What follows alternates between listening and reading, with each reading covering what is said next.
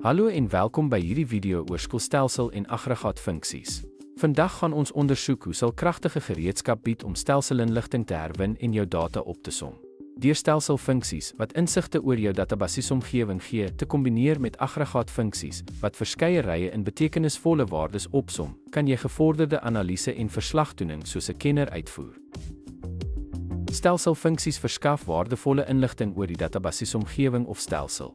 Byvoorbeeld, gedate open parenthesis toemaak parenthesis gee die huidige datum en tyd terug, terwyl systemiser die naam van die huidige databasisgebruiker teruggee. Jy kan hulle saam gebruik in 'n navraag soos select systemiser, gedate oop hakie toe hakie semikolon om beide die huidige gebruiker en die huidige datum en tyd te sien. Aggregaatfunksies voer berekeninge op verskeie rye uit om 'n enkele opsommingswaarde te produseer. Voorbeelde sluit in som oop hakies toe hakies, wat die totaal van 'n numeriese kolom bereken, en count oop hakies toe hakies, wat die aantal rye of waardes tel.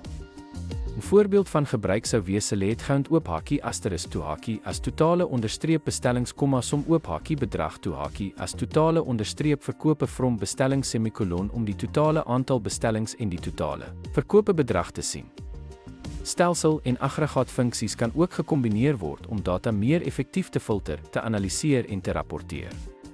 Byvoorbeeld, select systemiser, com aantal open parenthesis asterisk close parenthesis as nim underscore orders, sim open parenthesis amount close parenthesis as total underscore salis, gedate open parenthesis close parenthesis as report. Underscore data from orders weer order underscore data creator tan or equal to 2025. Die 1ste Januarie wys die huidige gebruiker, totale bestellings, totale verkope en die verslagdatum alles in een navraag.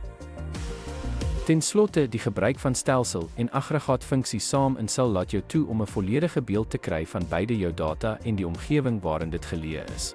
Van die tel en opsom van waardes tot die opsporing van die huidige gebruiker en datum, maak hierdie funksies jou verslae meer insiggewend en jou ontledings meer effektief. Dankie vir die kyk en gelukkige navraag.